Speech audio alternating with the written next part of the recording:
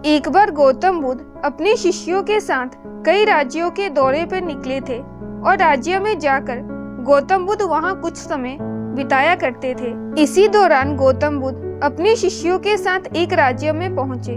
गौतम बुद्ध को वहां के लोगों ने बताया कि इस राज्य की रानी काफी निर्दयी है और उसे लोगों का अपमान करने में बड़ा मजा आता है। जो भी लोग इस राज्य में आते हैं, रानी सेवकों और मंत्रियों से उसका अपमान करवाती है ताकि अपमान सुनकर लोग उसके राज्य से निकलने पर मजबूर हो जाएं और वापस फिर से इस राज्य में ना आए। लोगों की ये बातें सुनने के बाद गौतम बुद्ध शांति से एक जगह पर जाकर बैठ गए, जबकि गौतम बुद्ध के शिष्य इस सोच में पड़ गए कि अगर उनका अपमान किया जाता है तो वो क्या करेंगे। इस राज्य की रानी को गौतम बुद्ध और उनके शिष्य के आने की जानकारी मिली, जिसके बाद रानी ने अपने सेवकों और मंत्रियों से कहा कि जाकर गौतम बुद्ध का खूब अपमान करें और उन्हें इस राज्य से निकलने पर मजबूर कर दें। सेवक रानी की बात को मानते हुए सीधा गौतम बुद्ध और उनके शिष्यों के पास पहुंच गए और वहां जाकर उनका अपमान करने लगे।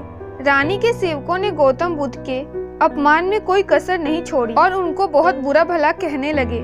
कई देर तक लोगों के सामने गौतम बुद्ध का अपमान करने के बाद सेवक वहां से चले गए। गौतम बुद्ध का इतना अपमान सुनकर उनके शिष्यों को काफी क्रोध आ गया और शिष्यों ने गौतम बुद्ध से कहा कि हमें इस जगह पर एक मिनट भी नहीं रुकना चाहिए, हम यहाँ से निकल चलते हैं। इस राज्य में हम लोगों के साथ बहुत बुरा व्यवहार किया गया है और यहाँ खड़े होकर हम अपना और अपमान नहीं करवाना चाहते। अपने शिष्यों की बात सुनने के बाद गौतम बुद्ध ने कहा, जीवन में यह जरूरी नहीं कि हर जगह हमारा आदर हो। अगर किसी जगह पर आपका अपमान होता है तो आप उस जगह शांति स्थापित करने के बाद ही वहां से जाएं और अपना अनादर होने के बाद भी अपना संयम ना खोएं। गौतम बुद्ध की बातें सुनने के बाद उनके शिष्यों का क्रोध शांत हो गया। गौतम बुद्ध रानी के राज्य से नहीं गए और वहां पर कई दिनों तक रुके रहे।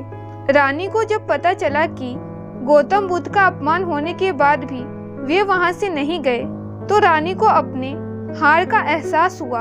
दोस्तों, गौतम बुद्ध की इस कहानी से हम लोगों को इस बात का ज्ञान मिलता है कि व्यक्ति को जीवन में हर स्थिति में अपना संयम बनाकर रखना चाहिए। अगर कोई आपसे कुछ अपशब्द कहे तो आप उसकी बातों को मन से ना लगाएं। जीवन में केवल वही व्यक्ति सफल होता है जो अपशब्द सुनने के बाद भी अपना संयम बनाए रखता है और कर्म करने में विश्वास रखता है।